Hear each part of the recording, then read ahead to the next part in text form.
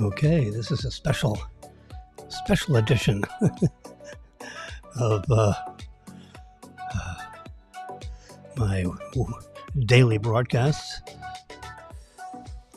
I have to turn down an epidemic here. It seems to be...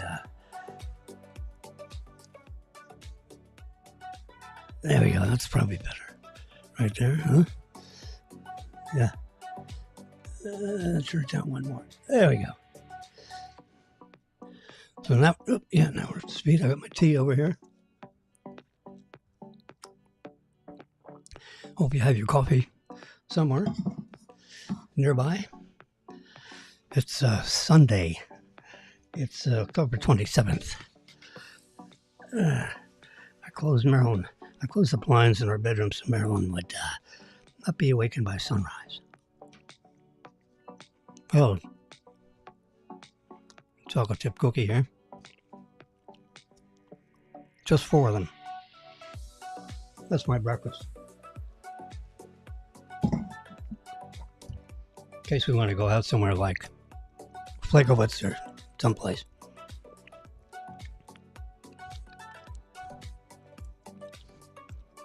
She works hard all week, so she's not interested in going out anywhere. During the weekend. You just snuggle up on the couch and watch whatever the hell I'm watching. That's fine. Here we go. We're going to add camera number 2, which is focused on my October 27th Sunday date, 2024. Oh my God. In 2 days, this is Sunday, Monday, Tuesday. In 2 days, it's 1 week until the big election. Oh boy. That is going to be amazing. Yeah. I noticed that my microphone was a little overmodulated yesterday, so I turned it down a little bit. So when I'm right up close and personal with this thing, which you're supposed to be, you can be further away, but it's better if you're right on top of it. You get those nice tones. Yeah, we're going to twist this a little. There we go. Yeah. You get this thing just right. Yeah, we got a telescopic arm here that's really quite, I can move it this way and that way. Yeah, we got that just the way we want it. Yeah. So it's comfortable so I can read my screens. Yeah. All right. I don't have so I wanted to, I'm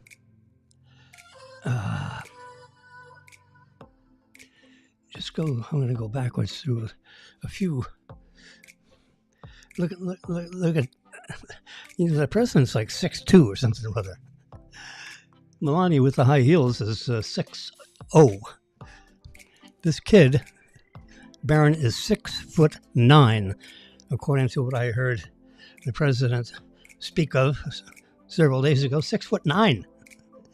I don't think there are many people 6'9", except on the basketball court.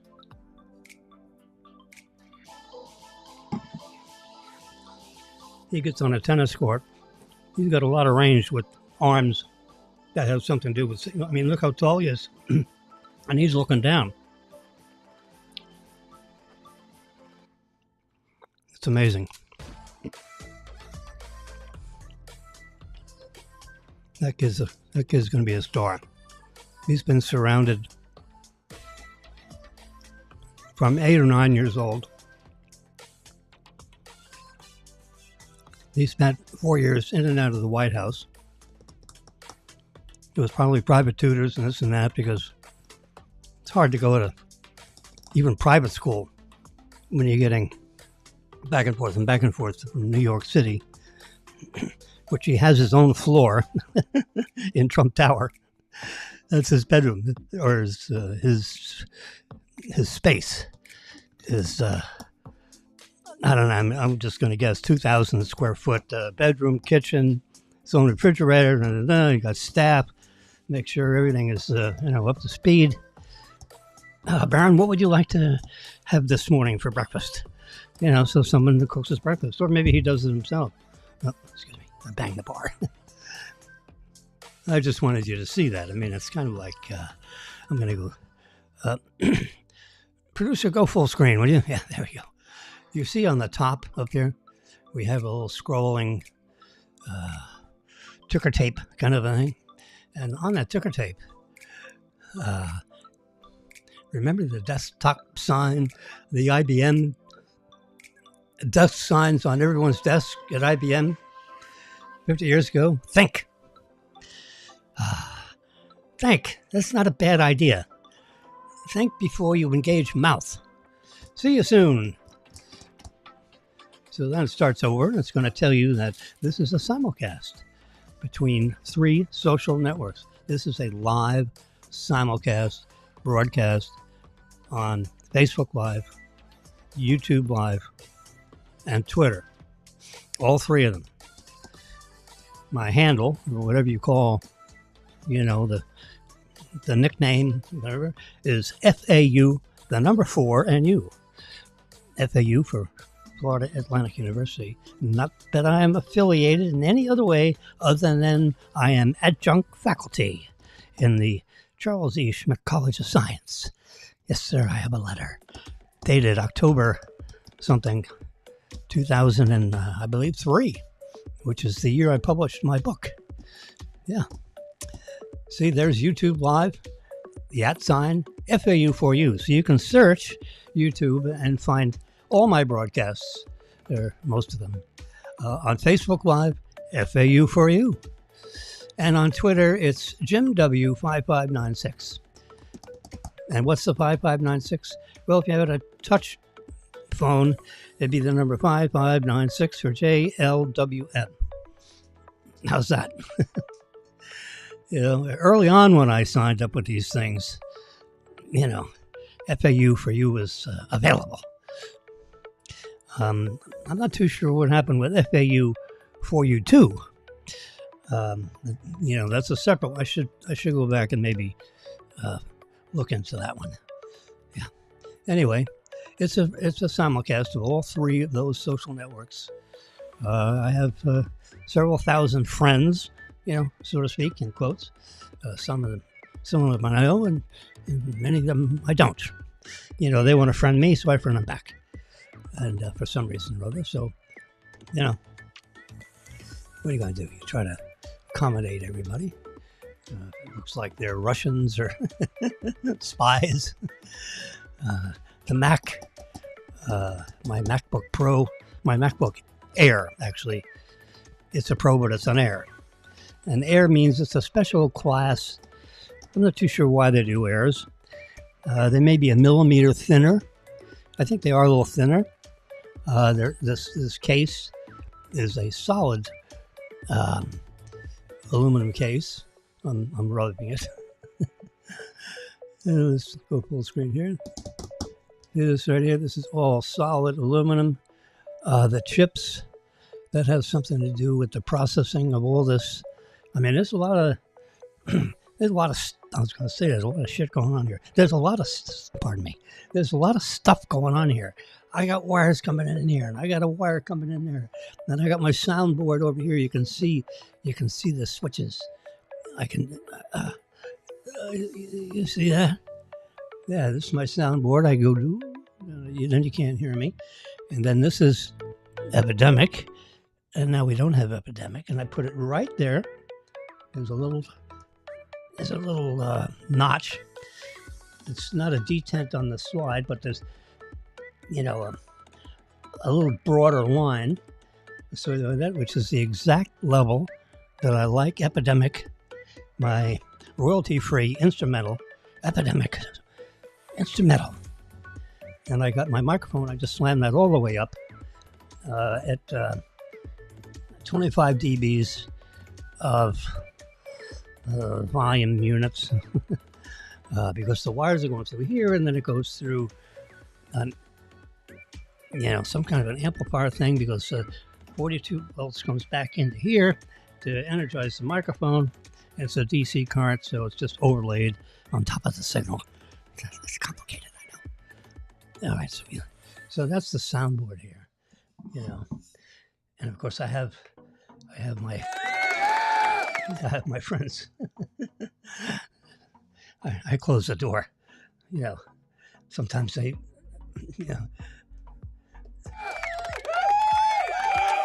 Come on, Charles, close the door. Listen.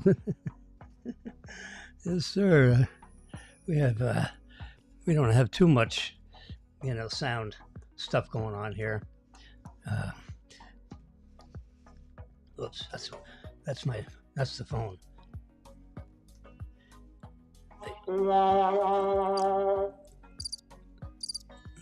Yeah, you hear the crickets.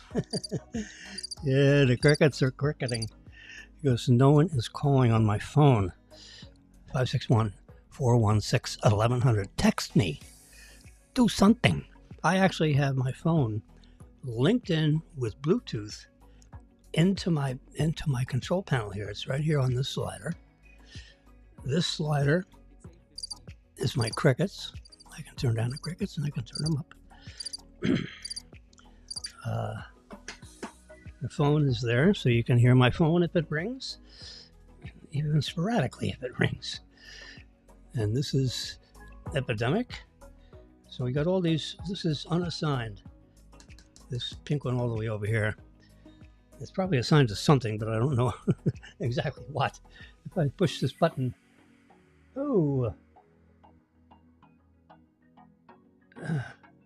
that's curious.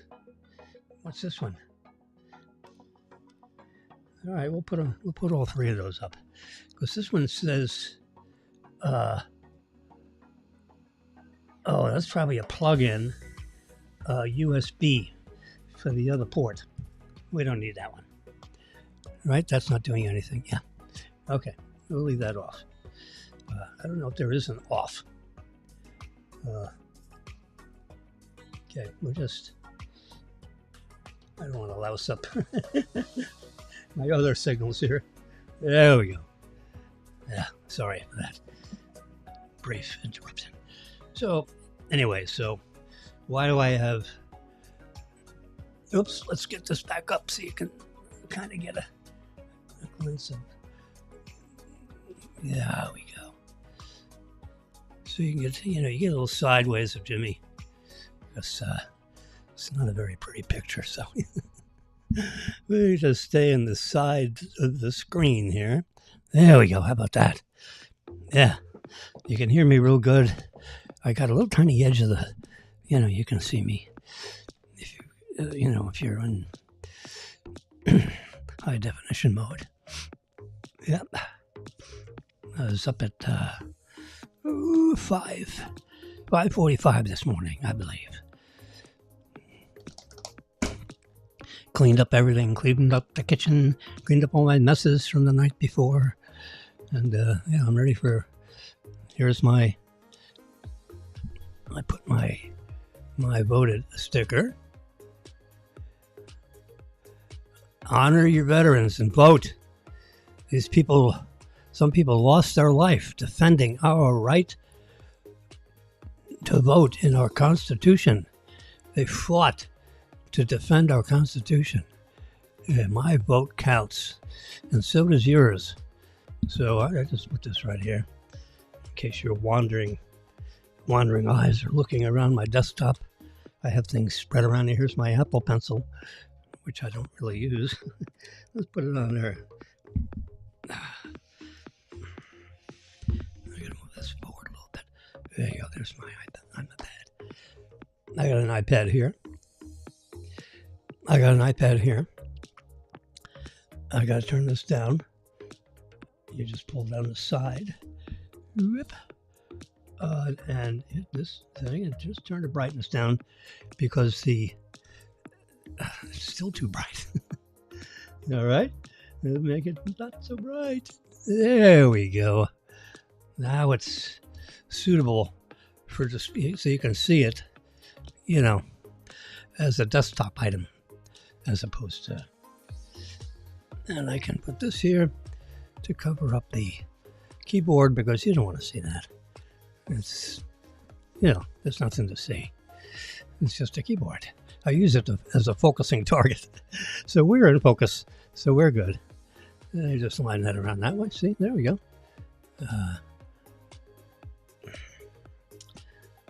So why do I have a 6'9" Baron on the display? Let's add them to what's going on here. And if you don't mind, studio, would you switch the cameras? It's like magic. So I'm over on the right. I mean, I belong on the right. I am on the right. All right, there's Baron, 6'9.5".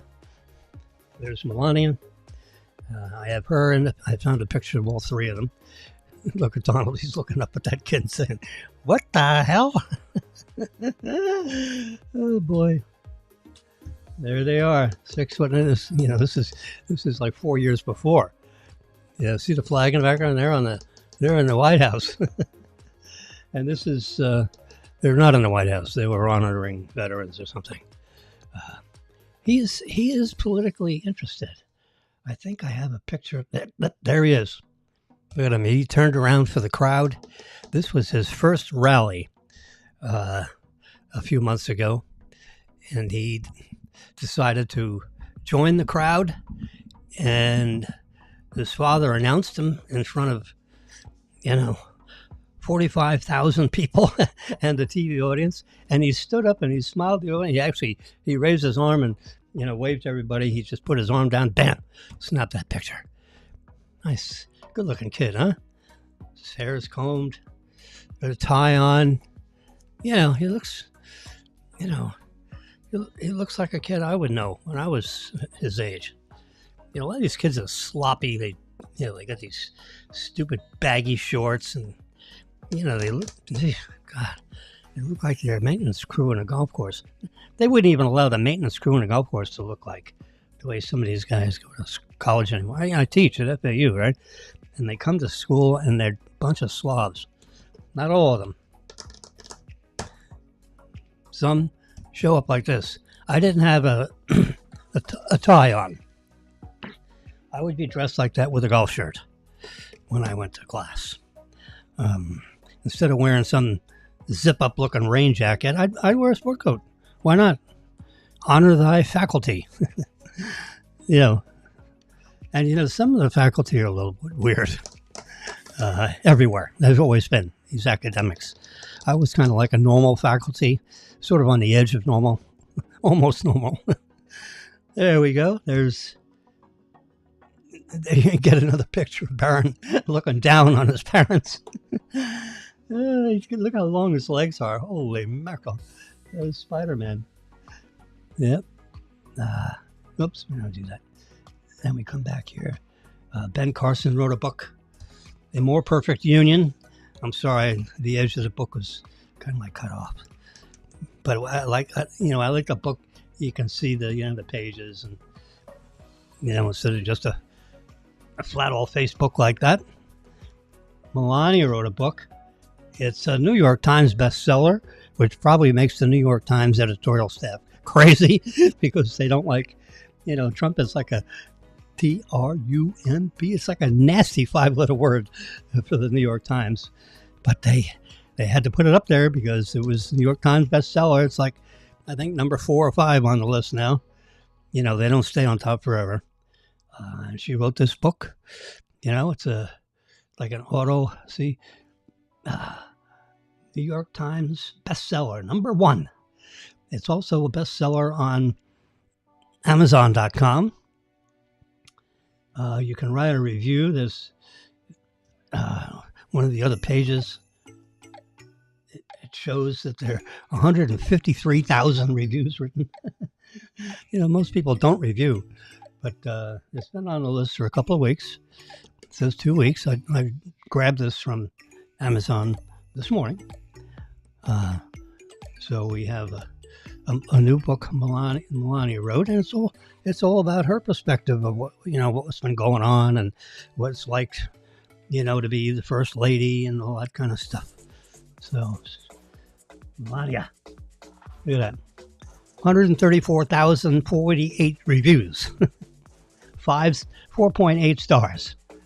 There you go. This is 5 weeks on the list. So, people like it. I don't have the book. I guess I'll probably get it. October 27th.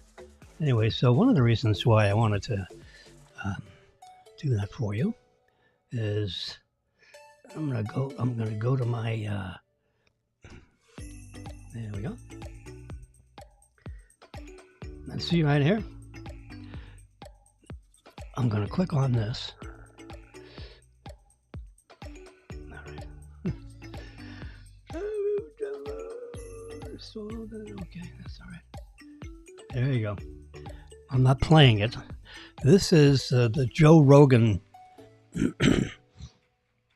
It's very easy. You can go on YouTube and do a search for, Joe Rogan, and then leave a space and then put Trump. And you're going to come up with this, and you click on it, and it will play. I don't think it'll play. Let's see if I put it on here. All right, let's. When a new Call of Duty drops, everyone's trying to find a way to squeeze. Okay, come on, baby. This is live TV, so give me a break. No, I don't want the. Let's go back to here. I'm going to click on Joe. In those extra hours of gameplay. I get it. Life is busy, but sometimes you just. Hey, Joe, it's the replacer. Yeah, no, you. Hey, I'm going to take it from here so you can enjoy some Call of Duty. This is on my. They're copyright rules on broadcasting directly to another live broadcast without permissions and all this stuff. But you can hear this in the background. Let me turn down the light. Dive right into the fight. Call of Duty Black Ops 6 is out October 25th. So dive in because I've got your back. Remember, I replace, you play. It's that simple. Man, the replacer always gets it done. Seriously though, if you're hooked on Call of Duty, this is your time to jump in. Head over to callofduty.com/Black Ops 6 to get in the game. Call of Duty Black Ops 6, available now. Rated M for mature. This episode is brought to you by the Farmer's Dog. Dogs are amazing. They have like a little advertisement in the front end of this. 7 hours of. I'm sure you love your dogs just as much, and you want to do your best to help them live longer, healthier, happier lives. And a healthy life for your dog starts with healthy food, just like it does for us. There's a reason having a balanced diet is so important. So how do you know if your dog's food is as healthy and as safe as it can be? Well, Farmer's Dog gives you that peace of mind by making fresh, real food developed by board-certified nutritionists to provide all the nutrients your dog. Gettysburg Address, right on that, right under that. You can't see it here, but right there, the original version of the Gettysburg Address. And this is the original, and I'm looking, and I just looked around. I said, do you believe this? Because I was never a politician. First of all, even if you were a politician, but I was never a politician. I sort of just started, right? And all of a sudden I'm standing in the White House. And it was very, very surreal. That room was so beautiful to me, much more beautiful than it actually is. To me, when I looked at the bed, and the bed you could see was a little bit longer, had to be a little bit longer. He lost his son, and they suffered, the two of them suffered from melancholia. They didn't call it depression. They called it melancholia, and they suffered from it. He was a very depressed guy, and she was a very depressed woman, more so than him. And on top of that, they lost their son, whose name was Ted. And it was just seeing it in the little picture, the little tiny picture. I mean, you can't see the details there. Little tiny, everything the way it was. A little tiny picture of Ted, who he lost, and it was devastating. And he was, he was in a war. He was having a hard time because he couldn't beat Robert E. Lee. Robert E. Lee won like 13 battles in a row, and he was getting like a phobia, like a fighter. Not about the fight stuff, but like I went to a UFC fight, and it was a champion who was 14-1 about a year ago. You would know. It's a podcast, so you're listening to 14-1, and the only guy he lost to was this one guy. But the guy that he was fighting was like almost just an average fighter. He lost numerous times, but he beat this one guy. So I said, okay. I really don't know who you're talking about. I will figure it out. Okay. But about a year ago. But the point is that he lost. He wasn't nearly the fighter. But the one who was not nearly the fighter had beaten. He's the only guy that beat the champ like 5 years before. And I said, I'll take the guy that won the other fight. And that's what happened. He beat him a second time. Sometimes psychological advantages. Yeah, what is this crazy thing? Lincoln had a... Anyway, this is a...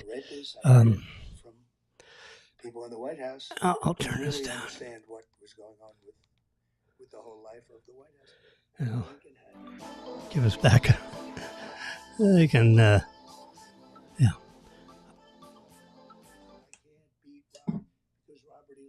I need to turn this off. I remind you, it's live TV. There we go. Hit the pause button. So I sent myself the link, and then I turned on the link, and then I played it back so you can hear it in this microphone. Yep. And we'll put Epidemic back. Anyway, I just wanted, so there's the president, there's Brogan. See, here's the two of them sitting across from each other. They don't have headphones on, they have the microphones on. Most of the guests that they have, you know, because of Trump's hair, he's very vain, you know, and so he didn't want the headphones on. He wanted to be more, you know, more like a conversation between the two of them, which is what Joe Rogan actually, I mean, he's got a list of questions, you know, on a, you know, some kind of a, you know, down here on his desk, he's got something written down, so he keeps looking down there. When I was viewing this yesterday, so it turns out it's like 2 hours and 58 minutes and 49 seconds. It's a lot. I mean, they talked for a good long time, and if it wasn't for Trump had another appointment, he had to get to a rally somewhere in God, I don't know, in Pennsylvania, I think, Pennsylvania, Texas, a couple of days ago. So, but he had to go. Yeah, got a busy schedule. Yeah, never a wasted minute with this guy. And he's been at it for like 60 days in a row. 60 days in a row. No days off. Kamala takes days off so she can practice for an interview. And then she has an interview with CBS, ABC, MSNBC, or whatever. And it's terrible. So she wasn't practicing for that. She's just, you know, she's got her feet up and she's sitting around poolside, you know, relaxing or doing whatever women do when they're not campaigning for president of the United States. Eesh, oh my lordy. So this guy's a worker bee. So if you hire him to be president, he's going to give you an 18-hour day. And then between 18 and 9 and for the next 2 hours that he's like home, he's reading a trade magazine. He's reviewing all the newspapers. He has staff, you know, that gives him all the important things he needs to look at, and they know him, so they know what he wants to see. I have an app called, anyway, so that's the two of them looking across from each other.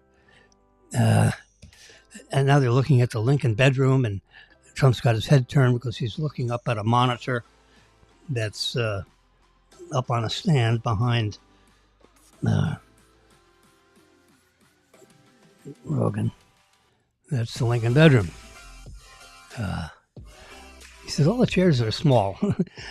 they're squatty legs. You know, the people were shorter, you know, a couple hundred years ago. So they're talking back and forth. They got both Zoom cameras on there like I have, you know, here. I mean, so they have a better setup because he's got 14 million viewers. I'm lucky if I have 14. There you go. He's talking. See, you got a shot there where Trump is waving his hands. So I just, you know, and here he's contemplating. I bought a flag from allegiance. Cost me $61, which includes $6 of shipping. It's not a big flag. It's like 24 by 18, and I can put it right on the end of my desk here and cover up all my wires and stuff. Yeah, you shut the door if you don't want to see the flag. Everyone should have a beautiful United States flag in their wherever they are. I think Daniel sent me a picture of how good. There's the Raptor engine in 2019 on the left, and that's the Raptor 1 engine. And then look what they did. What does Trump say? His expression in the factory: the best part is no part. Parts, screws, bolts, whatever. Look at all these hoses and things. It's going here and it's going there, and they got pipes coming out, and it goes to pressure gauges, and they said, we don't need that. Get rid of all that stuff. Now, those things are on there because they're testing the internal pressures, from the different stages of this engine. And the flow is flow meters on, the liquid methane, I believe, is the propellant. And high pressure liquid oxygen is the other. They call it LOX. It's super oxygen, but it's liquefied oxygen, which then gets, squirted into the firing chamber, which is right there. Oh, I have it mid-screen right there. That is, we see where all those bolts are, all the way screwing those things together. They couldn't put another bolt in there or else it would look like Swiss cheese. So that's holding the top to the bottom, and the fuel gets injected, and it could, Yep. And then the blast comes out of the end of that funnel, which is a parabolic nozzle. And that's, they have, 34 of those in the Starship booster, which is 234 feet. It's like a 22-story office building, or 22 or 20-story any kind of building. I'm just assuming there's 12 feet between the slabs as you go up, So you put your tile and your carpet or whatever on the slab, and then you put your furniture in, and then there's a ceiling. Well, above the ceiling, and then the underneath of the floor above you, there's probably a couple of feet. If you got 10-foot ceilings, let's say you got 18 inches there, and they can put duct work in there, for ceiling ventilated air conditioning and heating and so forth. That's your typical floor. So 12 foot between floors.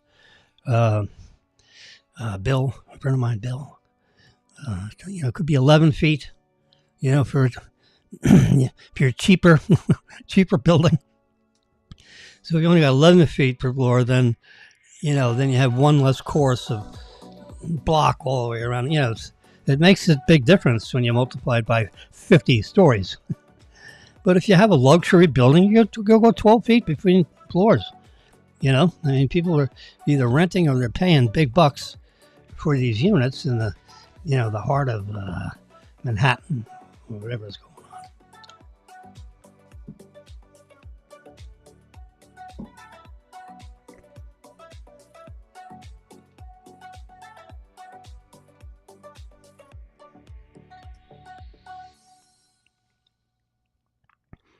I don't know who these people are, but they were being harassed in some kind of a nightclub in New York City a couple nights ago. So Tom Holland, the boyfriend, was of Zendaya. She's Zendaya. Beautiful model. She's a model. She's 12. No. 24, 18, who knows? Anyway, Tom Holland grabbed her by the hand and got out of there and pulled her away from all the paparazzi. That's that picture. I just thought she was a stunning looking young lady.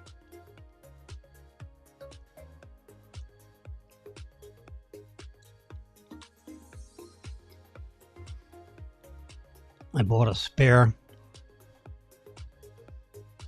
what do you call that? Popcorn machine kettle. I don't need that. So I canceled it. So the cancellation is in. They haven't shipped it yet, so if they don't cancel it, I end up with a spare kettle. These kettles get, nasty after a couple of years. So I have a spare. Just throw out the other one and got a new one.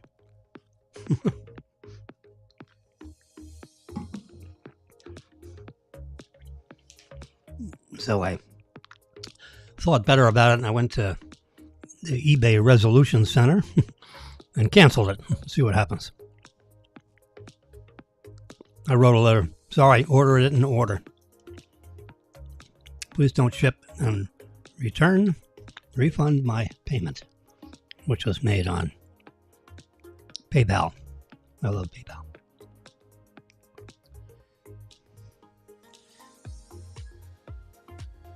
I just grabbed some pictures from Bezos. Killed a Washington Post's endorsement. Washington Post wanted to endorse Trump. Bezos killed the story. He owns a newspaper. So throws his way around. Several explosions heard in Tehran, says Iranian state media. Apparently, Israel is selecting some military locations and knocking them out. And I'll bet you they're going to knock out, these centrifuges. They're precision aluminum cylinders that they put some kind of a uranium suspension in. I don't know. I graduated as a chemist. Can you imagine? It got a little, as you get on to the junior and senior year, chemistry gets, a little complicated. I had to learn all these, I just memorized everything, right? So they have all these big names, like, oh God, like hydrochlorothiazide. Hydrochlorothiazide? I mean, the word's this big. Jeez, all kinds of. But if I can't pronounce it, then I can't spell it. I have to be able to say it and spell it, and then it's in my brain. So, like when I get any medicines, like doxycycline. Doxycycline is a fantastic and, wide spectrum antibiotic. So if I get sick, I call up my doctor, do a telemed, and say, Dr. Lubin, I need doxycycline. You prescribed it before. Please. I need 30 of those. 2 a day for 15 days. I may take 3 a day for the first 3 days and then taper off. So please give me 30 100 milligram doxycycline. I know the meds. I know it works. I'm not 12. So I save the prescriptions. Like any person that pays attention to what's going on in your body. Well, you don't just take the bottle and you look at it, you read it. They give you a pamphlet, that the drugstore gives you. I ask for it. If they don't give it to you, they print it out. If you don't ask for it, they don't print it out. Saving paper, I guess. Time and paper. Doxycycline, prednisone. Oh my God, 20 milligrams of prednisone. Now, prednisone, you've heard of NSAIDs, non-steroidal, anti-inflammatory drug, NSAID. It's all in capital letters. It's printed right on the bottle if you were to buy a bottle of Aleve. Not Allegra. I don't know. I worked in genetics for a while. I've tried everything. And I got very interested in, examining, how my genes, other people's genetics, works with certain drugs. They have it all worked out so that with my genetic package, if I take Allegra, it creates an adverse drug reaction. Whether it's hives or, chest congestion. I forget what the reaction is. My nose runs, my eyes run, I turn red. So Allegra, no. Yeah, I had some, I threw them away. They're not even in the medicine cabinet or in inventory in another cabinet that's hidden away. I got one cabinet over here that has, all my backup supplies, and the cabinet right in front of you or to the side of you is, your medicine cabinet where everything is in handy range. Well, you can only have, bottles that are this big. It doesn't, bottles like this big, or fatter bottles this big. That's all the medicine cabinet holds. I'll put it down here. But the bigger supply bottles, you put them over in the cabinet that closes up in the utility closet. Let's call it that. Anyway, so if you have a bottle of Aleve, which is both these, Allegra and Aleve, were both prescribed non-steroidal anti-inflammatory. They're very powerful. They're very complicated biochemistry. Some people's, genetics can't handle it, and most people can. So when they go through for FDA approval, they have 10,000, some relatively large sample, all kinds of different ethnicities, including, black, yellow, Indian, whatever, Hispanic, European, African.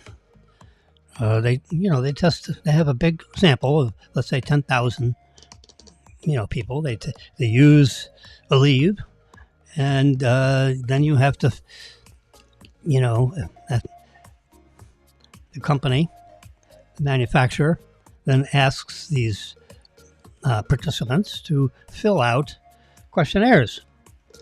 And they send the questionnaires and, over the,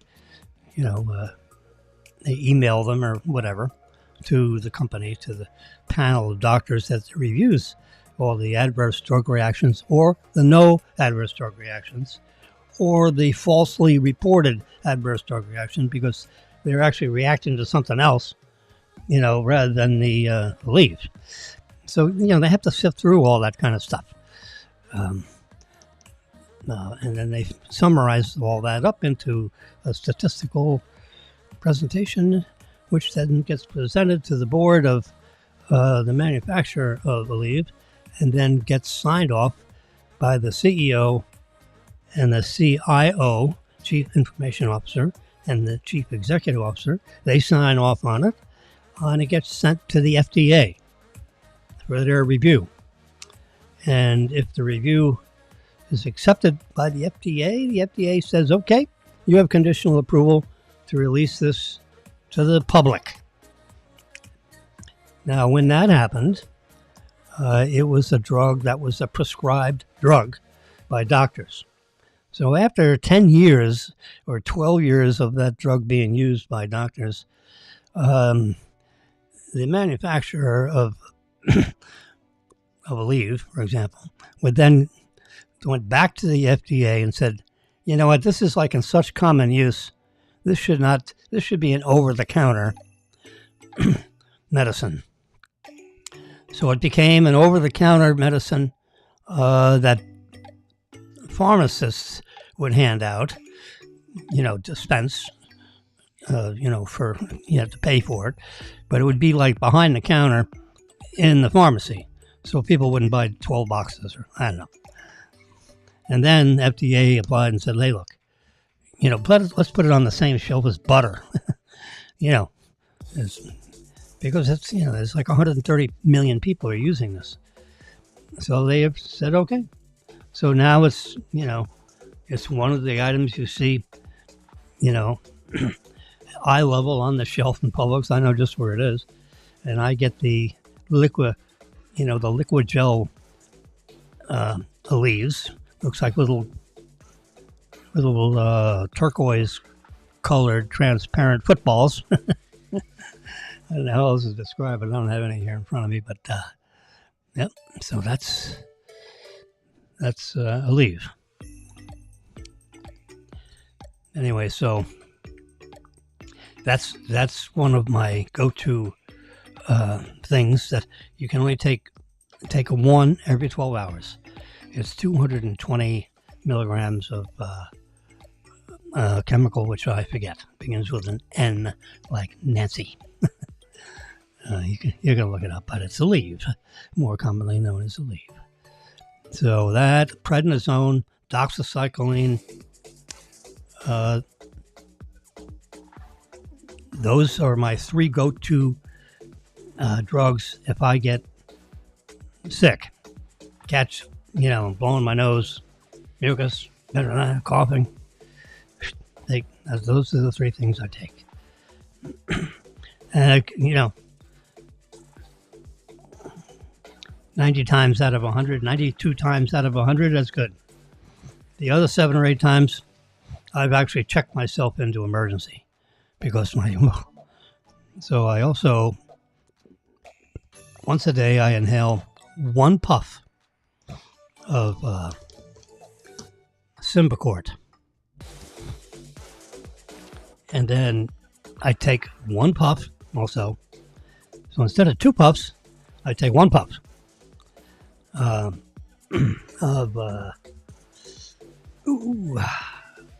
trying to think of what the name of that drug is. Let me see if I can find it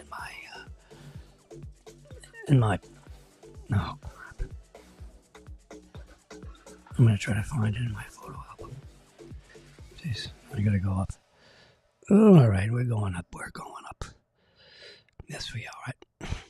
Crap. Oh, I know where it is. Easy find. I go to, and I hit Maryland because I sent Maryland a picture. There it is. That's Symbicort. Darn it. I thought I sent her a picture of both of them. Yeah, that's what I said. She was going to talk to the doctor. I said, when you talk to the doctor, tell him I want this. Symbicort 164.5. So those are 3 drugs. It's got 120 inhalations in this little doodad. You put this, you put your mouth on that, and you push down on that and breathe in simultaneously. Taylor Sheridan, I got a picture of him because tonight we have the first episode of season 2. A very exciting series. It's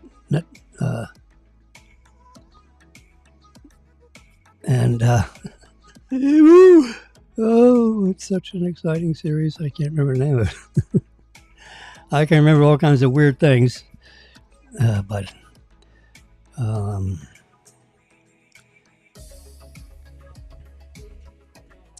crap.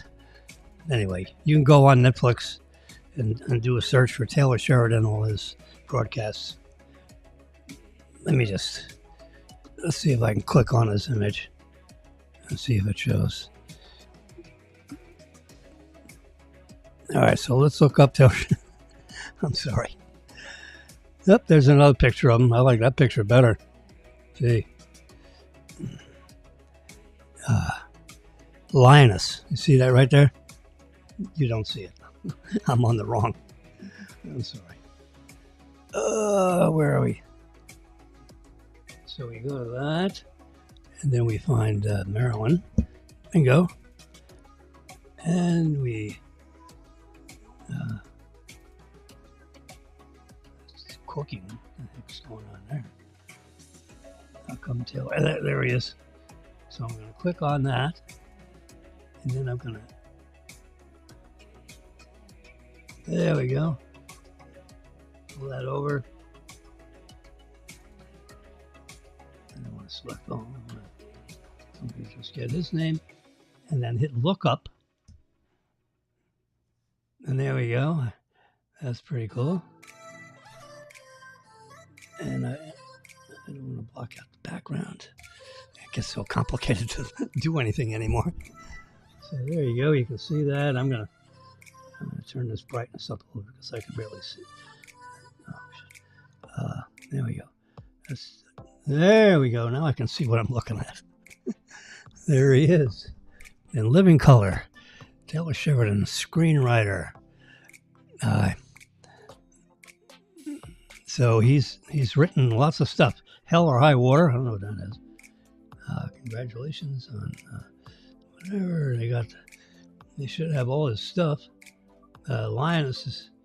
See, there's Linus. What does that say?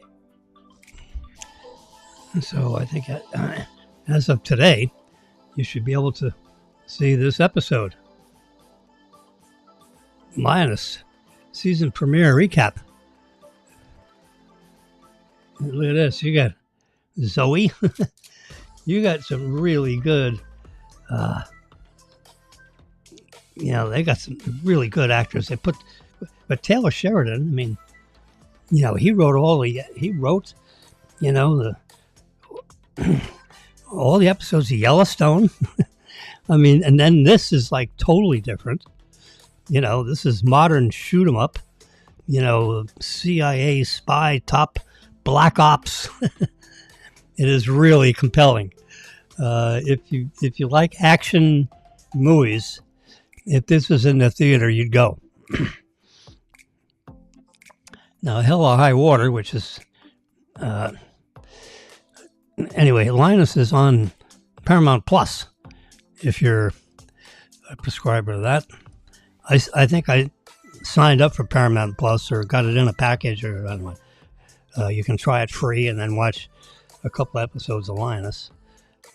It streams starting today. And I don't know if that streams the entire season or just episode 1.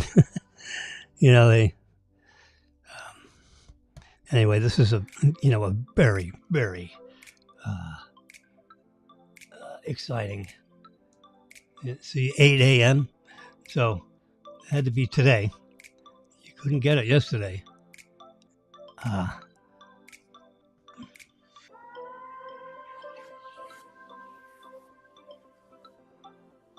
was just looking for a link to see if I could get it to play some action so you could just get a clue what's going on here.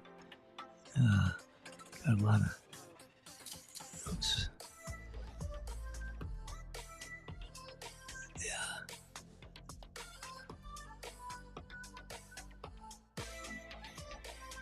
There you go. Season 2, episode 1.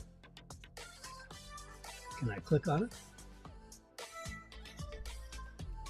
It's Sunday, it's 8 a.m. Ready, episode 1, rating 4 stars.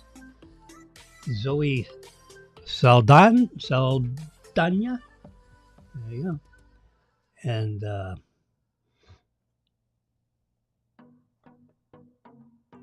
there's a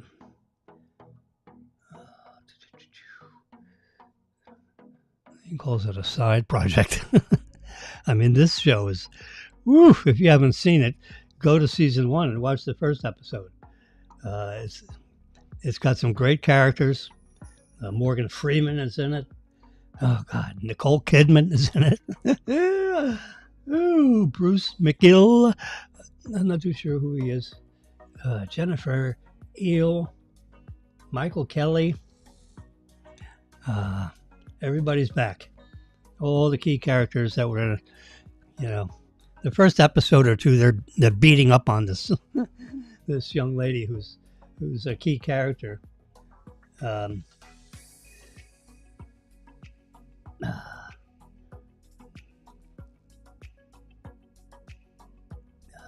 see. I'm trying to look for the name of the other. The one they beat up, the character that goes in and does all the Black Ops stuff. They embedded this girl in, I guess,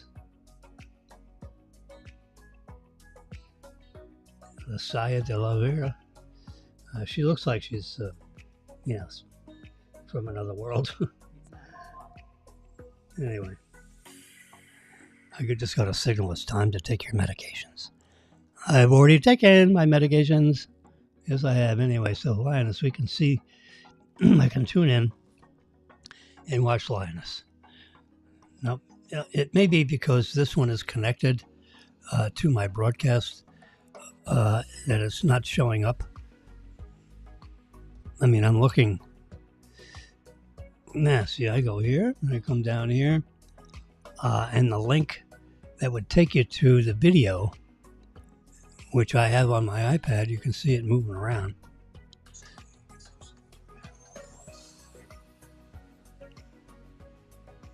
You can see, I don't know if you can see Morgan Freeman, but he's, yep. I'm looking forward to that. Marilyn would be looking forward to that too. You want to see it. Anyway, Taylor Sheridan wrote this whole thing. And he and, some lead people, producers and whatever, went to financing sources and, made the season 1, which was like 8 or 10 episodes. And then, look forward to season 2. Well, that was last year. Now this is this year. So now you got another season. They play it every Sunday, on the networks, on Paramount Plus. You see it every, once a week at 8 o'clock on Paramount, or Netflix or whatever, but it's Paramount. I don't think you can see this on Netflix. Paramount Plus has the exclusive broadcast rights for, I guess it's Michelle Kelly. Or is that Michael? Yeah, that's Michael. So you got Zoe Saldana, Michael Kelly, Morgan Freeman, and Nicole Kidman. Michael Kelly is this guy. He's, a government guy. And Morgan Freeman is a government guy. What do you call it? Nicole Kidman works for the government, but interfaces with this CIA-trained Black Ops, staff. And Zoe Saldana, she leads, the 6 or 8 member crew that executes the plan that these two guys have approved, which usually has to do with blowing something up or killing somebody, in another part of the continent, of another continent. Not ours. It's all extra USA. Yeah. Taylor Sheridan is the screenwriter. And they're Oscar nominated. I mean, Taylor Sheridan is, there he is. He's a genius writer. I mean, he doesn't have time to shave, apparently. But he is, I just copied his picture into my phone book. We'll stop that. Then you got Hell or High Water. Taylor Sheridan wrote that. With Jeff Bridges. And, he writes these things, and then he goes to, a bunch of his contacts in his phone book, and he has meetings with them. And he probably has drawings of, he probably has hand drawings of these, I don't know what he would do as a screenwriter. He writes this manuscript, how you present that to, I guess you just package it up and you go have lunch with somebody who knows how to raise money. And then you meet with somebody. And once that is kind of like not solidified, but, yeah.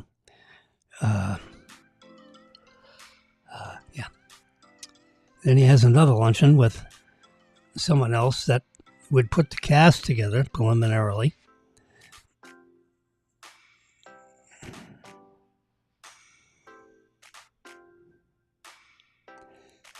I don't know who those people are. Those people are associated with Nicole Kidman show. Anyway, every once in a while I look up and I got Taylor Sheridan's written something else. And it's all different stuff, I mean, geez, he is very prolific. Right, I wrote one book. And I'm trying to write the second, Principles of Forensic Digital Photography. By the time I write it, no one wants it. Henry Lee is still interested. He's given me stuff. He said he'll co-write it with me. I write the manuscript, give it to him, and then he'll edit it, add some chapters.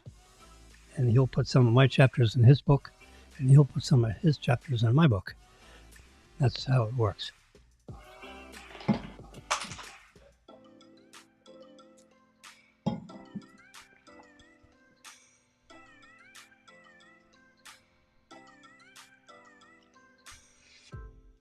Here we go.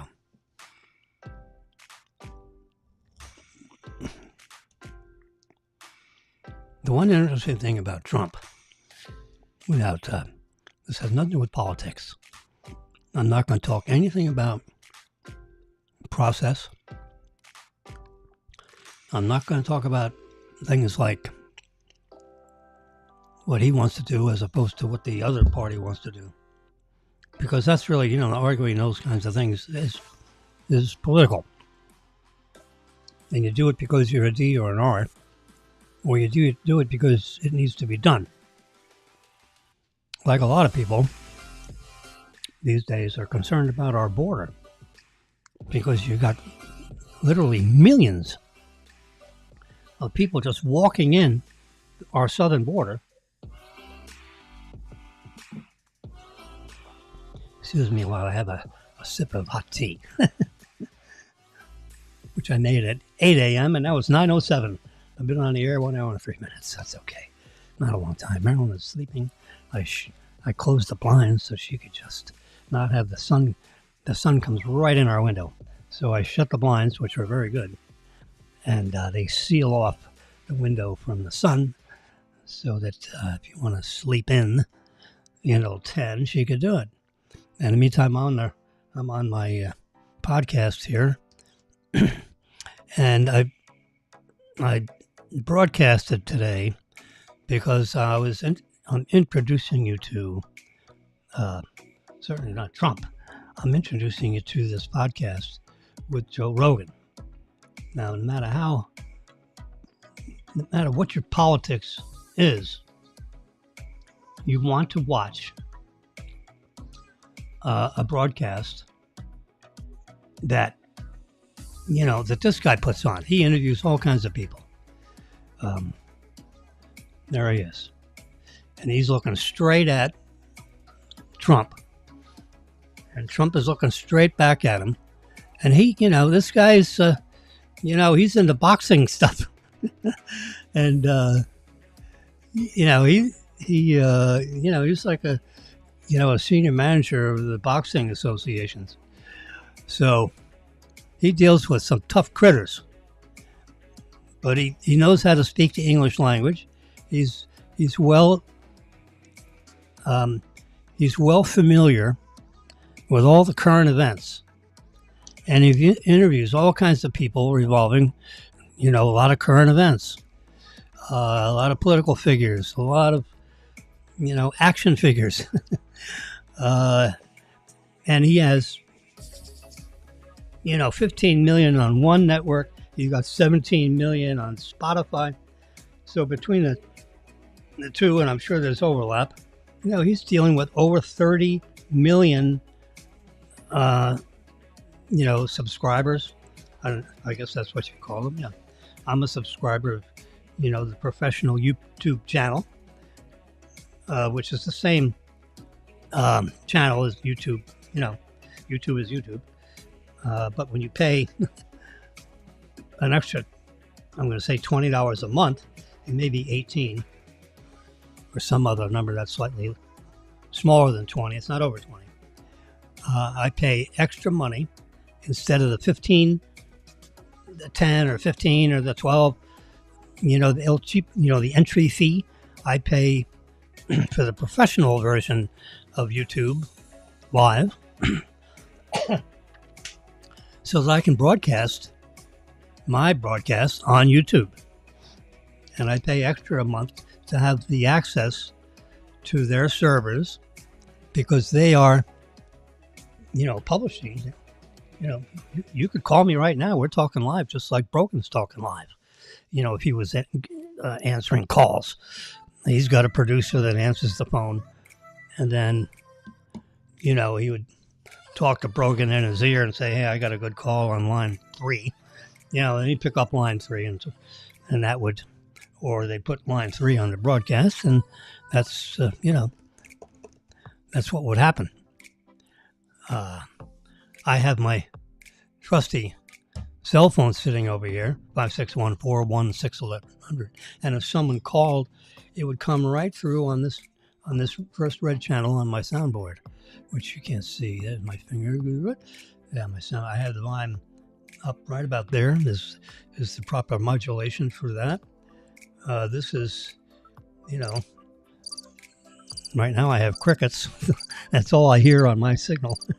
If it ain't me talking, there ain't no sound going across this. Now, it's live streaming, right? It's not a live broadcast like ABC, which is a live broadcast that comes through on the cable. Streaming comes through, your network. Like Cox Cable or whatever network. I'm on Xfinity. If someone was interested in my network. Jesus, I'm paying like $400 a month. I got this and I got that, and there's only like 2 or 3 things I could turn off. And if you're gonna pay $350 for all this other crap, you might as well screw it. I'll let the other 40, and then you got tax. So there's like 3 things I could turn off, and it brings the bill from $405 to $390. But I want to watch those 3 things, so I don't. Screw it. I don't bother. And you can do it online. But yes, I need to call some senior people at Xfinity and say, "Hey, look at my account. It's $405. You figure out a way of cutting that bill in half, or I'm turning the whole damn thing off, and I'll go to someone else and see what happens." So maybe the bill comes down to $250. Now, $400, $250, that's $150 a month. That's worth the phone call.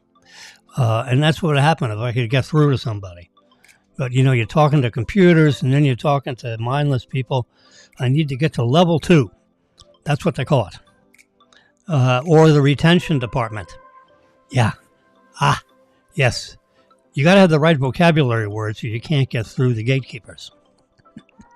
Those people that answer the phone, they're gatekeepers. They keep you from the senior people. Senior people don't want to talk to you. So they have all these other robots talking to you. They're actually human beings. I'm sorry.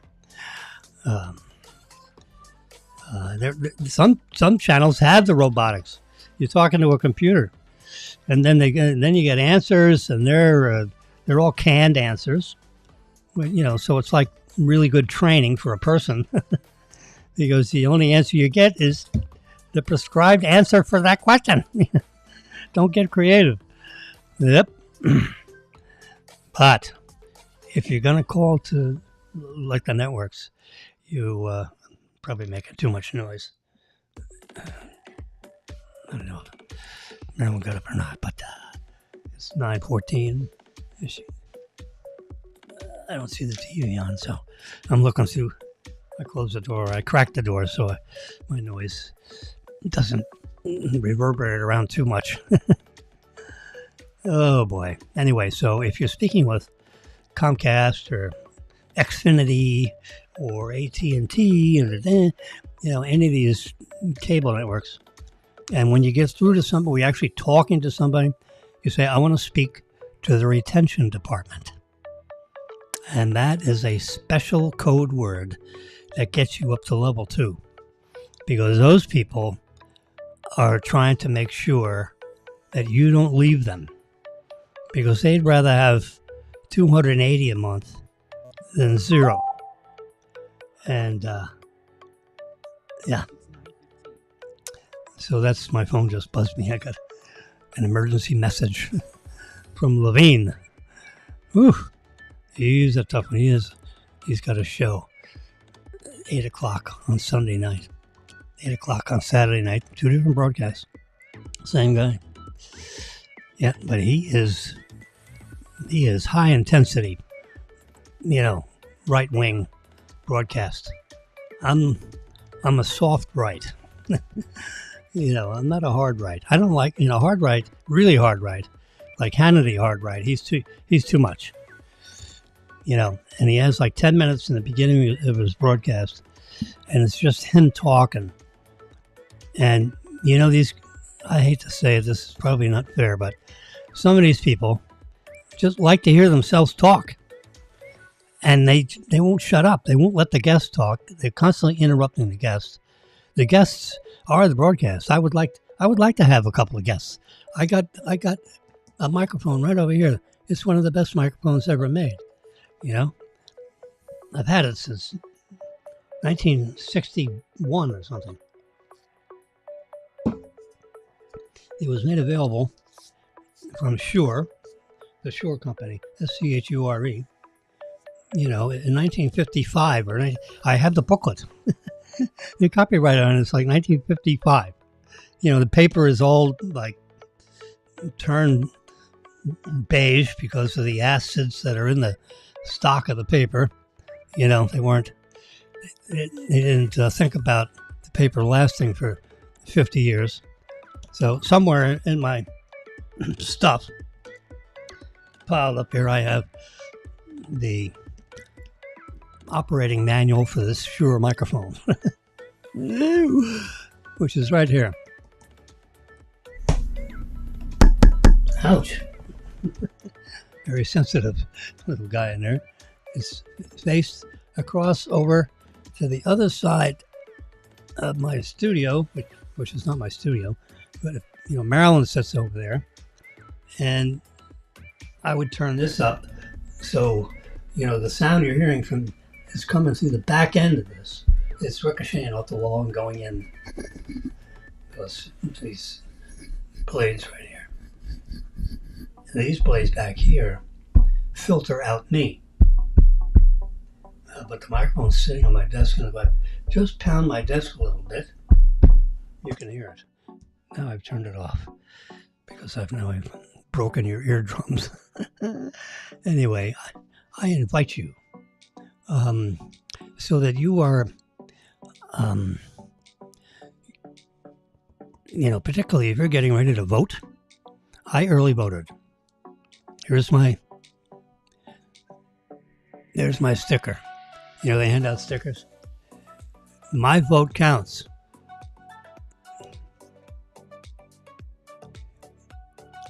There you go. Palm Beach County. My vote honors veterans. Nice sticker.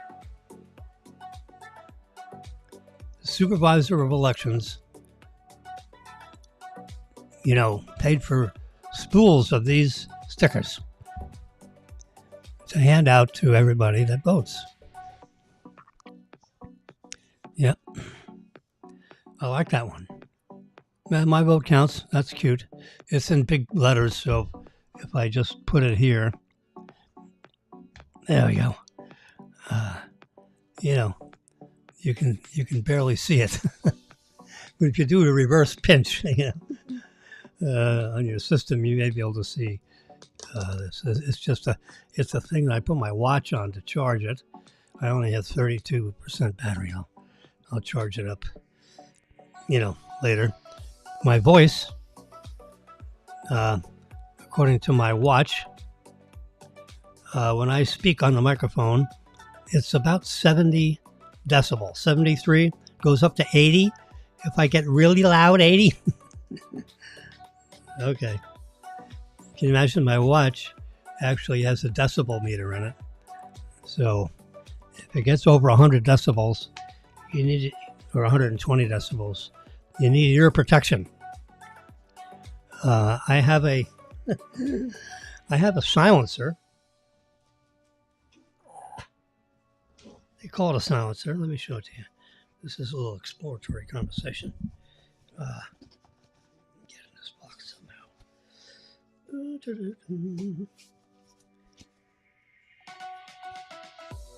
Oh, here it is. So, there we go. I know it's in here because the box is heavy. You open it that way, then you open it that way. Oh, there it is. It's not bright in here. I'll turn up the lights. There it is. Let's turn up the lights. So this is a silencer. It's actually a noise suppressor, aka silencer. It's made by, you can see, Silencer Co.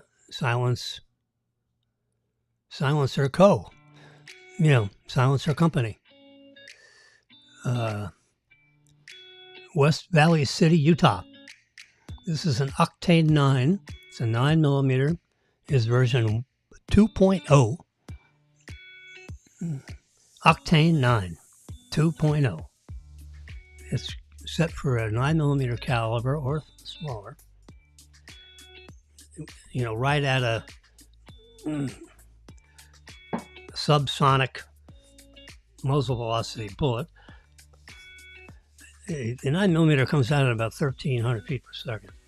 Out of a rifle, it's about 2,500 feet per second, because you have a 16-inch barrel, and there's more time for that bullet, to react to the 38,000 pounds per square inch compression that's caused because of the exploding gunpowder that's in the brass of the bullet. Anyway, so this screws on the front end of a threaded barrel, and you can look straight through this. You see how you can see right through that. Let me put it up real close. It's all black in there, so there you go. See. There's a series of baffles. They're all, 9mm holes. You can unscrew this thing. There's a special wrench in the box that you attach, and it grabs these edges right there. And the end of this will screw off, and the back screws off. And you get to those baffles, and you can clean them up. Every once in a while, because you have all the flash from the exploding bullet. So this suppresses all that flame, the flash that comes out of the front of the gun, and it suppresses the sound because the bullet keeps going through these barriers as it travels through the 9 inches of this silencer. I've never used it, but I'm looking forward to it. I can see some of the baffling in there. All right. Here's that special. So that fits on here. There's 3. Oops, I guess this way. You can see those 3 doodads. they connect up in here, and then if you have strong hands in the glove, there we go. I think I've just started listening to this. There it goes for the first time on live TV.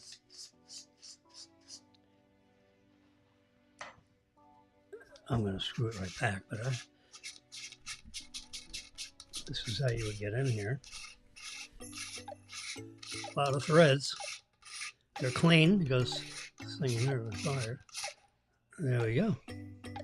And now we have access.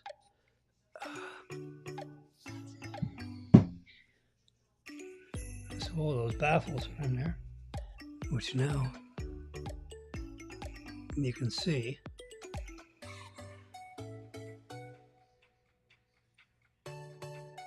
You have all these.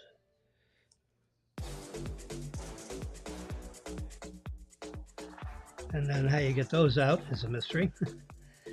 We'll just screw this right back in because we're not going to deal with that. But we can see inside of there because of this tool, which allows you to unscrew that and put a little twist on it. Let's put him back to bed. We're not going to shoot anything. But we were talking about decibels because there's decibel meter on my watch. If we go shooting in a range, I'm going to put my decibel meter on.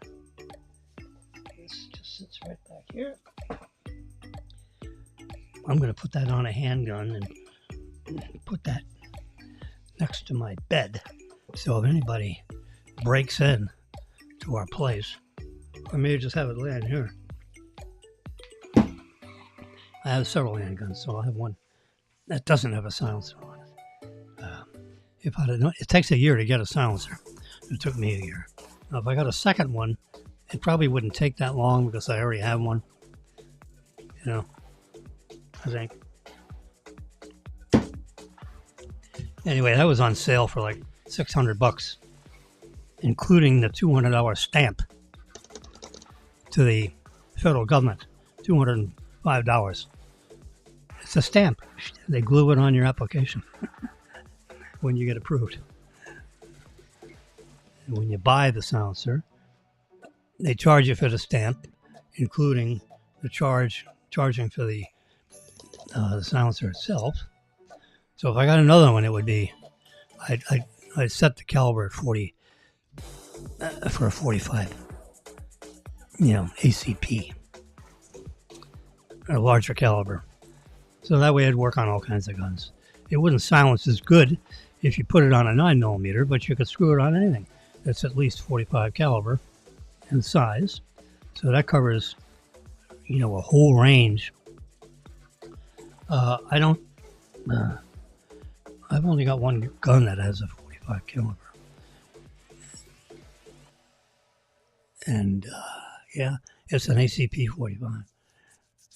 I could probably get a double diamond with it's a really fancy. I could put a threaded barrel in there, and then I could use a silencer on the 45. Yes, sir, Bob. So I'll have to look that up. If I ever end up with an extra $1,000 somewhere, I want to get a threaded barrel for my 45 ACP. And, that's bam.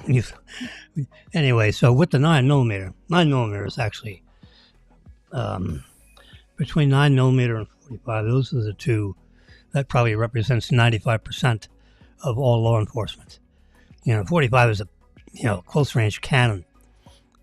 It with a muzzle velocity is like 1,000 feet per second, and a plus P is probably 1,200 feet per second. And you got a big slug, and that hits your, the party that you're worried about, and blow them off his feet. There's so much energy between the weight of the bullet and the speed of the bullet. It's 150% of what a 9mm. 9mm is not a joke. That's a serious piece of ammunition. It's considered the NATO round. In other words, the North American Treaty Organization, they recommended, certain, they recommend firearms and, cannons and everything. And the NATO round, or during World War II and so forth, 9mm has been around a long time, 100 years, over 100 years. And that's the preferred round. They consider, it's a powerful round, but it's not like an ACP-45. Now the Navy, I went to college with Rusty Brewster, who was a Navy guy, and he actually was one of the guards that's, when they had the Cuban crisis and the Navy intercepted a ship that was loaded with ICBMs that were getting ready to be loaded into Cuba. And the Navy intercepted that ship. And this went right to the White House, to Kennedy. And they were ordered to board the ship and seize it. Well, Rusty Brewster was one of the first armed officers, and he had an ACP-45, in his weapon. He's telling me this. We played cards at night. Rusty Brewster. He graduated.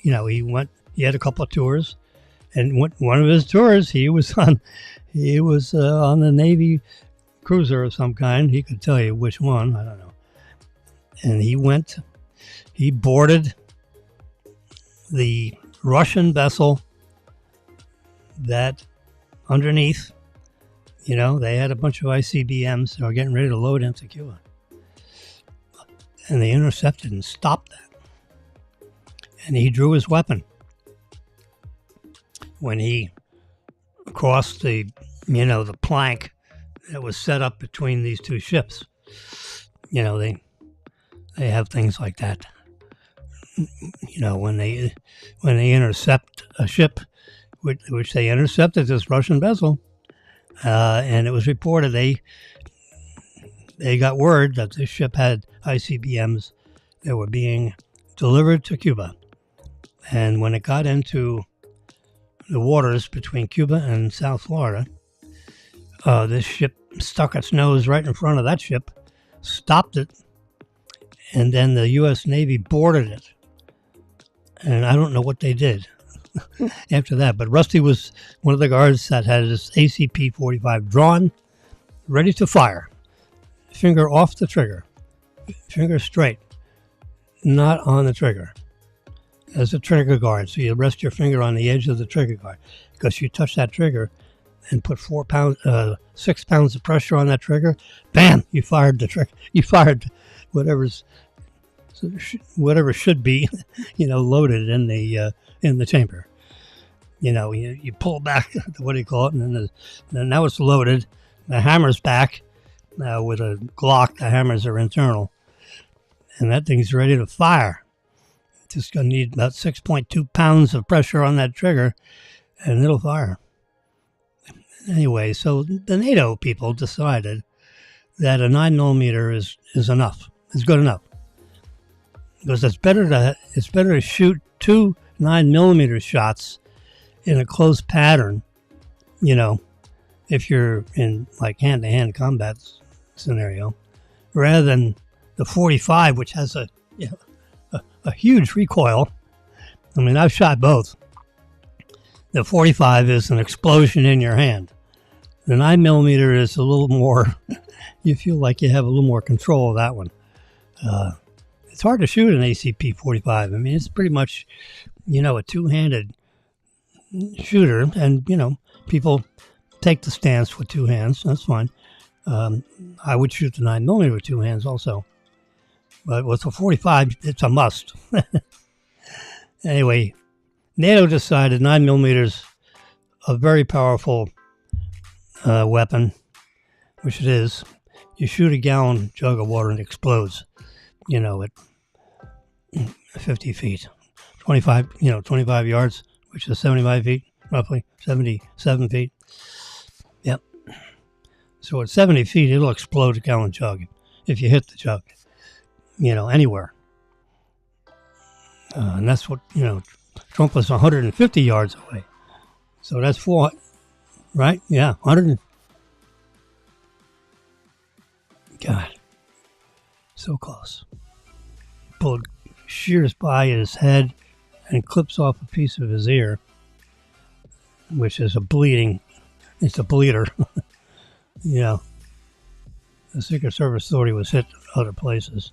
And when you're in that shock scenario, sometimes you get shot and you don't even know you've been shot, as far as penetration of a bullet somewhere. But this one whizzed by his skull. If, another 4 millimeters, and it would have ripped off the back of his head, and probably been a fatal blow. We almost lost Trump to a 20-year-old that climbed on top of the roof with a rifle and a scope. He fired off 8 rounds before he got shot by the Secret Service snipers. But he ripped off 8 shots. Almost killed 3 people and injured the president. And one of those 3 died, and the other 2 survived. From the weapon he was shot with his rifle. Yeah. That was probably a 7.62. That's a NATO round for a rifle. The NATO round for a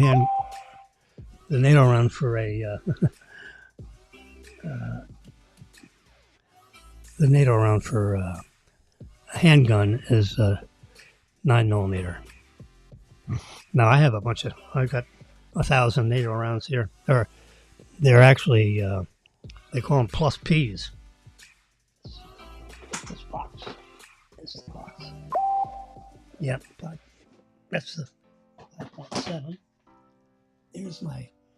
Oops, sorry. This is mine. I got all my ornaments in this thing. 9 millimeter laser, 9 millimeter Luger, 115 grain plus P. Let's see if I can open this up.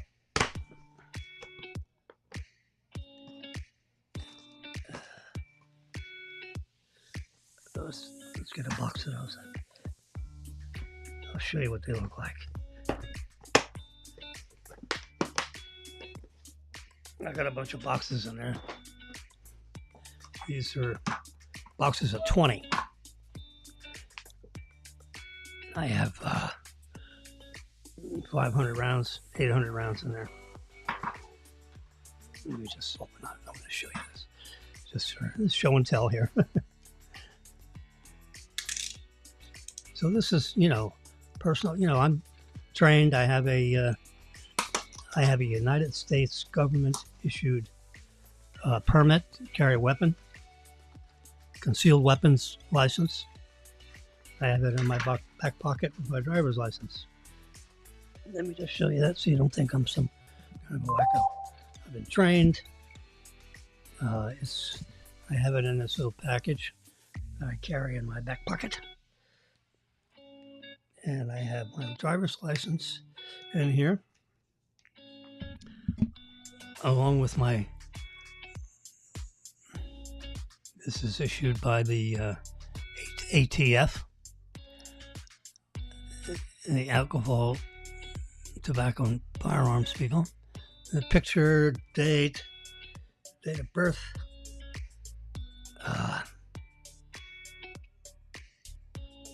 Nicole Freed, Commissioner.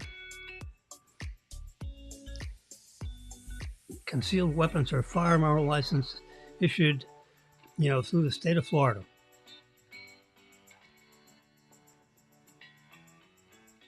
Which you make application to the U.S. government. And date of birth, male, race, W, expires 10/21/27. It's good for, like,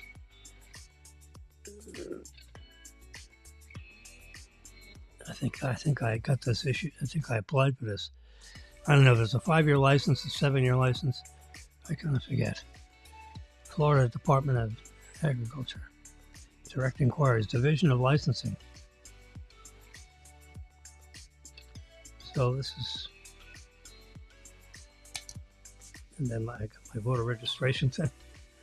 So those are the things in here. License, voter registration, which I had to use because I early voted. Vote. Please vote. Whatever you're going to do, go vote. Use your brain. You're better off now than you were 4 years ago. And then you know how to vote. The red one is my key to the car. The Tesla has an electric key. You open it with a credit card kind of a thing. It doesn't have a magnetic strip. It works with radio waves.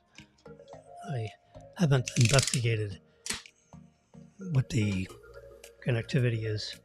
So here is, a traditional 9mm slug. It's the diameter of a pen or a pencil, thick pen. It's got a 115 grain bullet, right? This is a plus P, jacketed hollow point, and the muzzle velocity, high velocity. Oops, goes back in there. I think the muzzle velocity is 13. It says on here, muzzle velocity 1,350 feet per second. 466 foot-pounds of energy. So these plus V's are similar to an ACP-45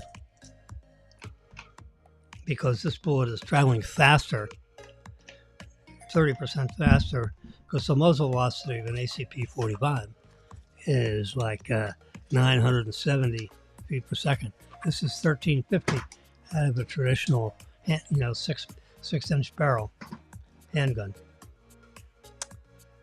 The energy, 466 foot-pounds.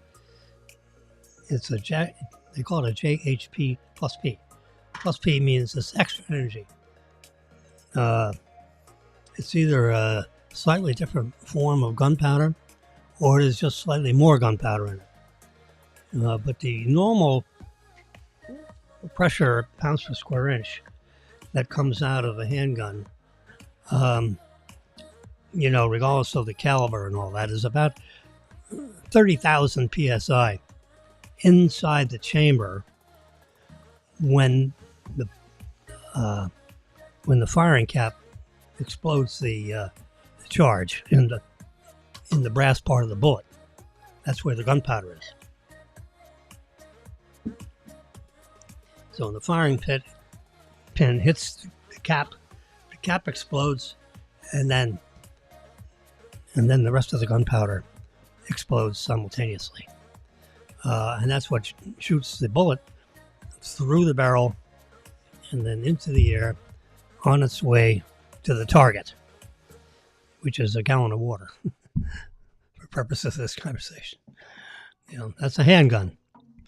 Muzzle velocity is 13.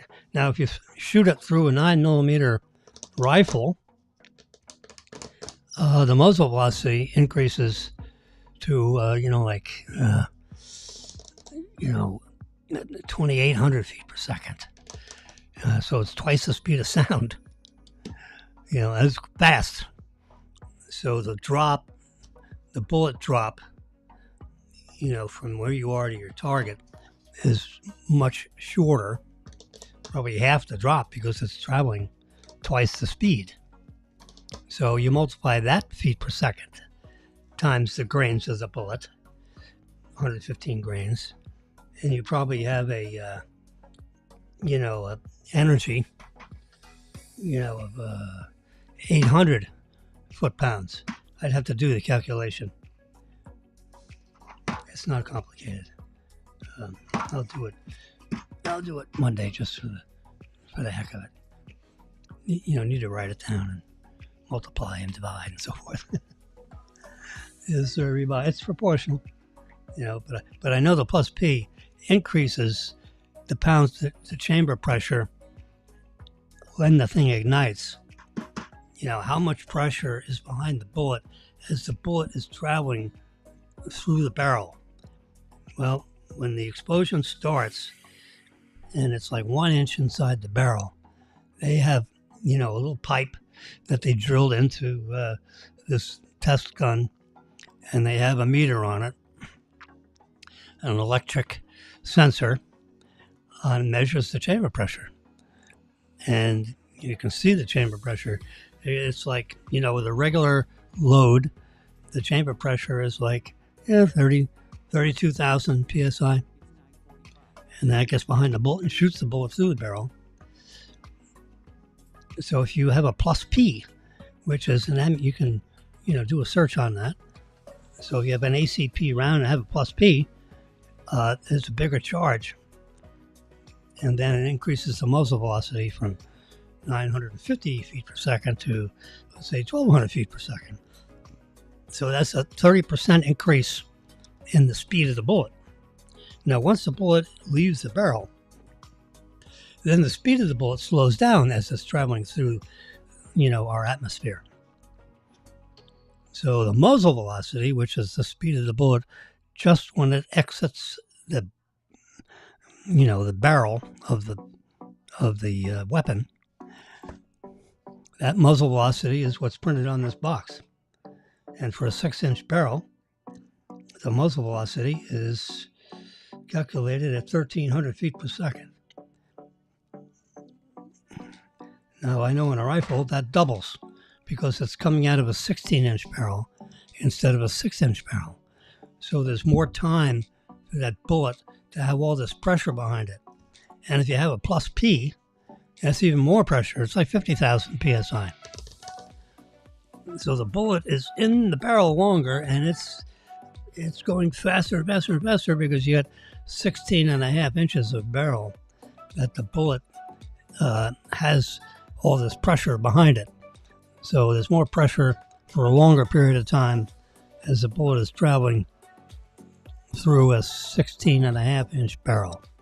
Shorter than a 16 and a half inch barrel, you need a special license with ATF to own such a weapon. And you got to make application. It takes 3 or 4 months, 5 months to get approved for it. Yeah. I forget whether Class D license, some kind of license. And I think once you get that license,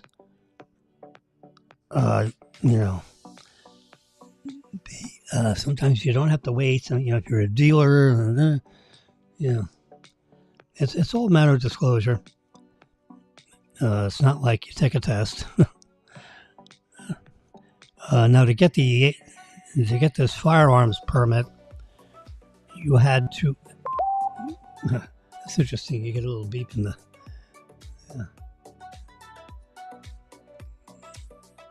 You have to be licensed. You have to be your training has to include shooting in a range with a supervisor. With a licensed instructor. Yeah. So I got a certificate somewhere in my Funkin' Wagnalls. I had the original certificate. They said, "Don't lose this. You'll need it for something else if you get another license." And you need a copy of the original certificate. You can't have a copy of a copy of a copy. It's got to be something about not losing that original certificate. I remember the guy telling me. And they hand it to you, and they said, "Don't keep this in a good place so you can find it again." Yeah. I got a bunch of paper here, and somewhere I have it. And probably if you make application for some other kind of a license, I'd like to have a license so that I could buy these silencers and things and not have to go for approval every time I buy one. I don't mind them checking with ATF or whoever they check, federal agency. to see if I've, committed a crime or I'm on, on trial for some felony or something rather. Because they won't issue you something if you're currently being investigated for a crime, which I'm not. Anyway, so. Yep. So this whole broadcast started with me trying to encourage you to listen to, go to the Joe Rogan podcast. And he did a 3-hour conversation with the president, former president Trump. And it's a it's this nice conversation. It'd be a conversation, like you could be sitting at the table. There he is. There he is. He's on the guest side of the table. He's on this side of his desk, so to speak. There's the table. I'm sitting at a table just like that. And the length of the table is 6 feet, and the width looks the same. It's a 6 foot by 4 foot table. That's probably made out of, oak or cherry wood or something. And they've got holes drilled in it. So the wires, microphone wires, go through this. So this is like a floating stand, and the microphone goes up. I have, my microphone but it's attached to the end of the table. And this microphone here is sitting on a microphone stand. Yeah, this is classic Model S, I think. S55, I think it is. If you look it up. This is all polished stainless steel. They have like a little blue foam thing behind there. And then there's the microphone cartridge. And this suppresses sound from the back, and this takes the sound from the front. And you can see letter S on there for Shure Microphone Company. It's an S. The model name is on here somewhere. It's an S55. If you would buy one today, it's $400 or $500. It's all stainless steel. This is one of the most popular microphones in the world, actually. All the rock and rollers are using this one because it's the best microphone made. Good sound pickup. I'm using this microphone.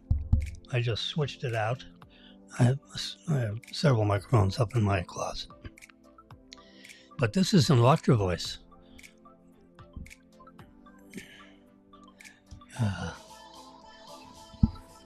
And it is the exact same you remember Rush Limbaugh spoke to 25 million people every day from 2 to 4. I think he had a 2-hour broadcast, and 25 million people listened to it every day. Not the same 25 million people, but the average audience, they know how to do that. Nielsen ratings and so forth. He had an audience of 25 million. And he used this Electro Voice microphone.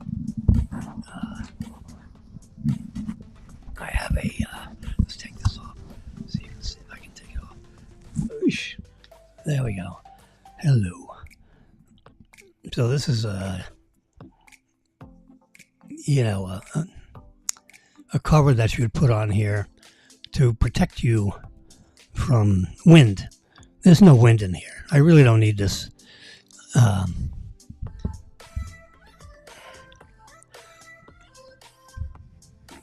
I'm going to put it back on. But so I can keep my mouth really close to the sucker. Tickle this red thing and put this right back on. Sorry for the noise. And just wrap this little red thing around there. Just gives a little color. You can see that. The whole, in case there are real high winds in here. But that's what this thing is all about. It basically, it's called a pop filter. So no matter what you do with your pop, if you don't have this on, the pop goes into the microphone elements and gives you an uncomfortable sound coming through your speakers. So I use it as a pop filter, as opposed to, now if I was out in the wind, you'd have this, on your microphone. That's why you see those black things on microphones all the time. I'll put that on, so that basically, there we go. So now I have my pop filter on there to protect you from hearing any popping noises, since the microphone is right here. It's like 1 inch away from my mouth. You can hear me real good, and that's keeps me positioned in the middle of the... Now, I only have the side view, the front-facing camera that's on here, which would probably scare you to death if I turned on that camera. I have it turned off. Do we want to play? Oh, jeez. Mics. Oh, no, there's cameras. Enable built-in camera. Oh, boy.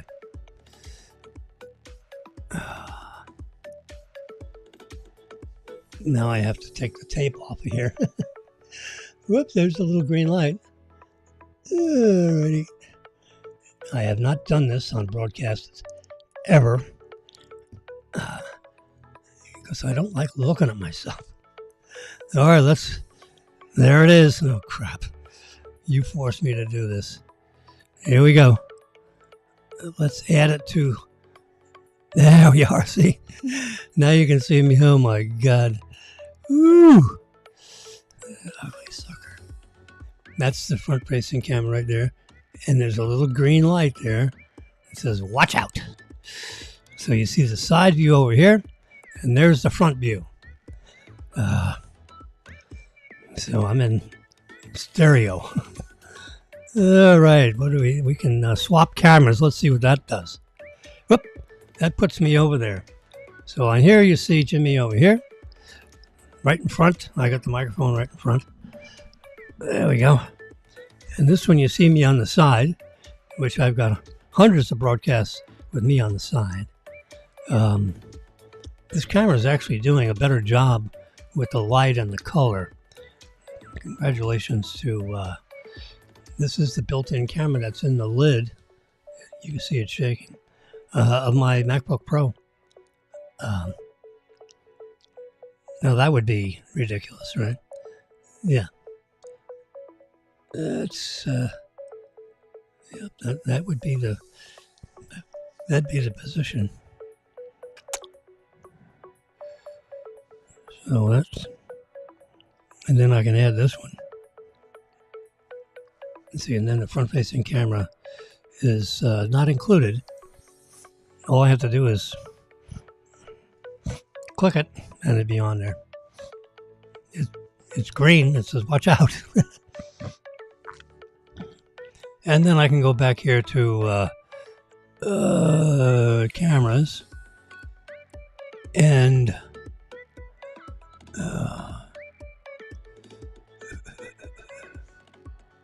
somewhere where I disable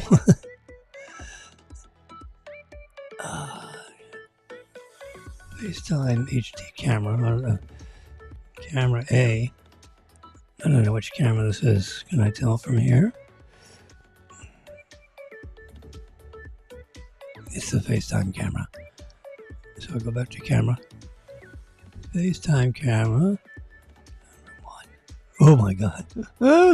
There's a full screener, baby. Yep. I go back here and we'll add this one. Oh, add this one. And we'll delete this one. There we go.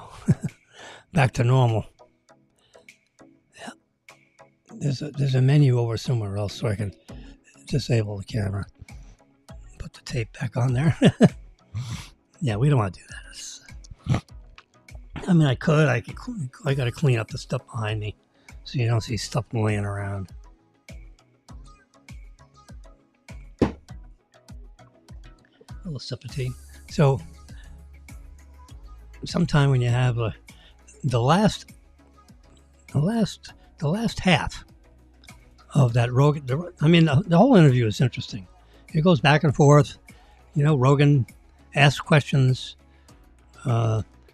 When Trump weaves around with different topics, he always comes back to where he started, but he drifts around in different related topics, which is really quite good. And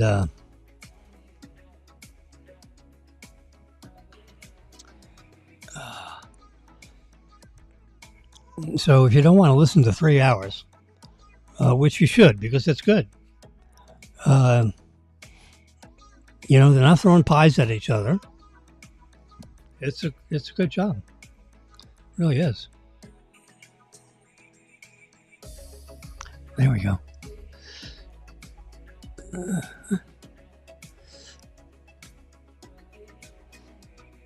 Do a screenshot of that one.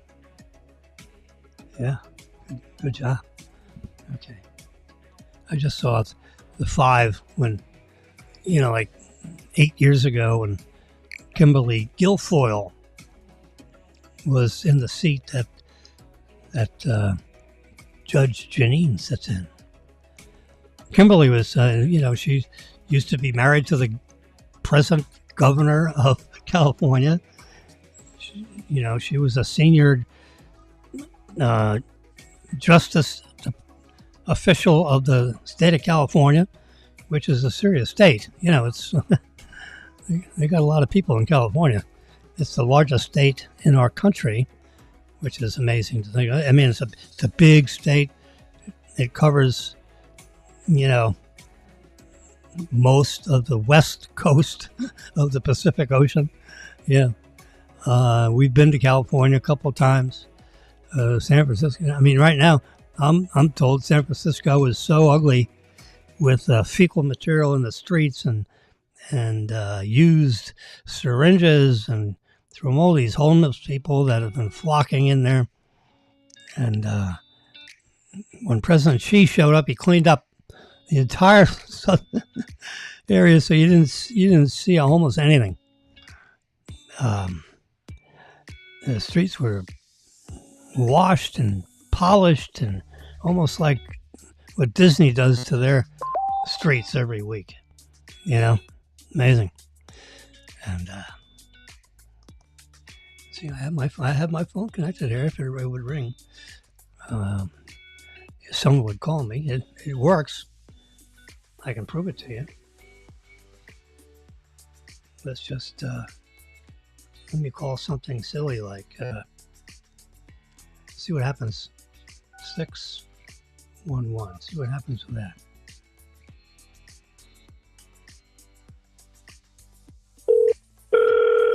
You hear that? See?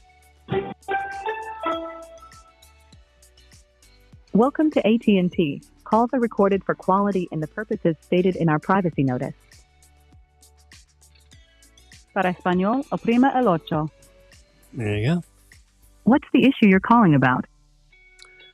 Sorry, I think I called the wrong number. There we go. Let's just get out there.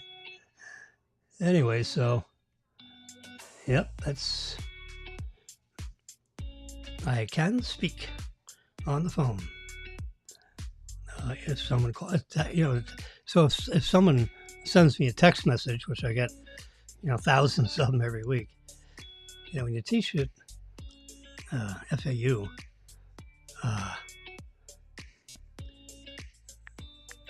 Marilyn just asked me if I wanted to have breakfast. She must be moving around somewhere. So I'm going to get out of here. I've been on the air for a couple hours. That's enough of Jimmy talking. Yes, sir, Bob. All right. There we go. Let's put on. Oh yeah, 2 hours and 7 seconds. Right there, I can see it. So can you. So go take a listen of the Joe Rogan interview. You know, he's good. Yeah, you know, he's talking to the president just as if I was interviewing the president. I would ask the same kind of questions in the same way. And if the president knew that I had an audience of 15 million people, he'd sit here too, or I'd go find him. So I can do this remotely. I have another one of these roadcasters. It's the first version. This is the second version. But I could pack up the first version in a suitcase with a couple microphone stands, headphones, a couple iPads. I'm good to go. Yep, I could do it. You know, I have some doctor clients, and I'm on standby with them in case they, they have any malpractice litigation going on. One of the doctors called me a few weeks ago and said, "Jimmy, can you be ready to record, video and audio of a litigation conference?" I said, "You let me know. I will set it up, have the cameras, have the sound, and I'll record for whatever period of time you want recorded. So let me know." I have a camera like this, which it's in my cabinet there, put it on a tripod.